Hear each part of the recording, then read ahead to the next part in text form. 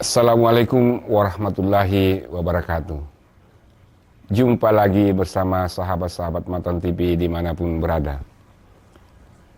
Akhir-akhir ini muncul sebuah polemik di media-media mainstream terkait dengan fatwa MUI yang mengharamkan seorang muslim memberi salam dalam sebuah event dengan menggunakan atribut agama tertentu.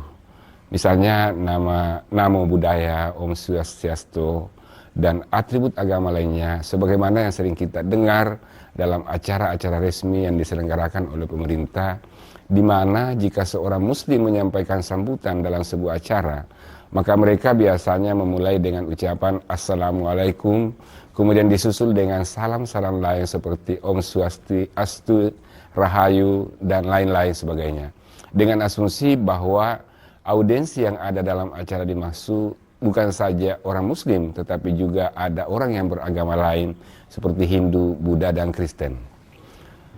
Menurut fatwa MUI dimaksud bahwa cara seperti itu tidak dibenarkan dalam Islam, karena ini bertentangan dengan ajaran Islam dan ini merupakan bagian dari akidah, sehingga haram hukumnya menyampaikan salam kepada mereka yang tidak seagama, apalagi menggunakan atribut agama tertentu apapun alasannya.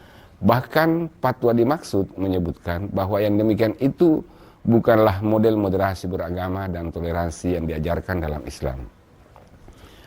Dalam hal pemberian salam kepada non-muslim, bagi orang muslim, memang ada aturan dalam Islam itu sendiri yang tidak membolehkan memberikan salam kepada mereka yang tidak seagama, apalagi menggunakan atribut mereka.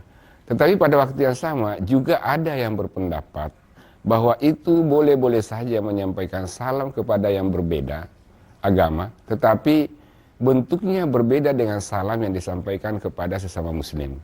Misalnya ketika kita menyampaikan salam kepada sesama muslim, maka kita menggunakan Assalamualaikum warahmatullahi wabarakatuh. Tetapi jika kepada yang bukan sesama muslim, maka cukup kita menyampaikan Assalamualaikum, yang artinya keselamatan atas kalian. Bahkan aturan menjawab salam pun juga dibahas dalam buku-buku klasik Islam. Jika memperhatikan keterangan di atas, baik yang mengharamkan maupun yang membolehkan, semua memiliki dalil, baik itu dari hadis Nabi Muhammad SAW maupun dari ayat-ayat Al-Quran. Tetapi satu hal yang perlu dicatat, bahwa perbedaan pandangan ulama klasik tersebut tidak lepas dari kondisi umat Islam sendiri pada saat itu, di mana pada saat itu masih sangat syarat dengan nuansa Darul Islam dan Darul Kufri, atau negara Islam dengan negara non-muslim, atau negara perang dengan negara damai. Fatwa ini memang tidak salah dalam konteks internal muslim itu sendiri, tetapi yang sedikit agak bermasalah jika hal itu dilakukan di ruang publik, apalagi di acara-acara resmi kenegaraan di mana audiensi biasanya terdapat mereka yang berbeda-beda agama. Apalagi jika yang bertindak memateri atau memberi sambutan adalah pejabat yang merupakan representasi dari semua golongan dan etnis. Yang minoritas tentu akan merasa terkesampingkan jika salam kehormatan mereka tidak disebut dalam acara resmi. Apalagi jika mereka mendasarkan bahwa mereka juga adalah warga negara yang harus diberlakukan sama dengan pemeluk agama mayoritas lainnya.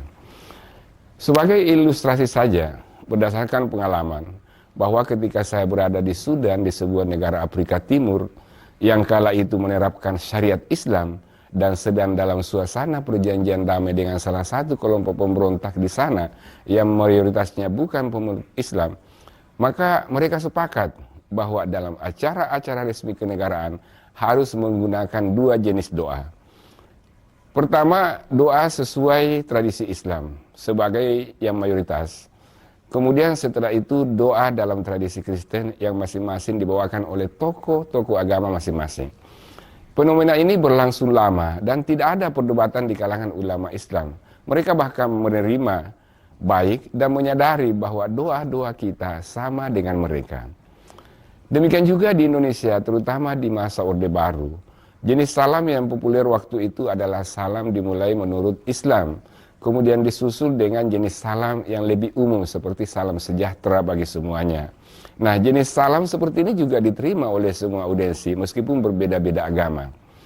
Nah, Supaya kita tidak terjebak dalam perdebatan dan tidak terjerumus dalam hal-hal yang masih menjadi perdebatan, dan untuk menjaga kerukunan beragama kita, maka menurut hemat kami, sebaiknya masing-masing agama menggunakan atribut mereka masing-masing setiap kali menjadi pembicara atau keynote speaker atau pemateri atau pemberi sambutan. Misalnya, jika seseorang yang menjadi pembicara atau memberi kata sambutan bukan dari Islam, maka sebaiknya mereka menggunakan salam khas mereka sesuai tuntunan agama mereka. Begitu juga jika misalnya orang Islam yang menjadi pemateri atau pembicara, maka sebaiknya menggunakan salam mereka dan tidak perlu menggunakan salam agama lain. Tetapi baik Muslim maupun yang lain harus ada jenis salam yang bisa diterima oleh semua pemeluk agama. Misalnya salam bahagia bagi sekalian, atau dalam bentuk doa keselamatan atas kita semuanya, atau misalnya salam berkah atau salam sejahtera bagi sekalian. Mengapa ini penting? Karena sesungguhnya hakikat salam itu adalah doa keselamatan dan minta perlindungan yang membuat kita berbeda-beda karena ungkapannya. Ada yang menyebutkan dalam bahasa Arab, ada yang menyebutkan dalam bahasa Indonesia, dan ada juga yang menyebutkan dalam bahasa Sanskerta. Tapi intinya semuanya adalah mendoakan keselamatan atas kita semuanya. Jadi apa salahnya kita berkumpul dalam sebuah acara, kita berdoa dan meminta perlindungan dari Allah atas kelancaran acara kita. Apalagi jika acara dimaksud adalah acara resmi negara. Demikian, semoga bermanfaat bagi kita semua dan tetap menjaga toleransi antara kita semua dan kerukunan hidup beragama di negeri yang kita cintai ini. Wassalamualaikum warahmatullahi wabarakatuh.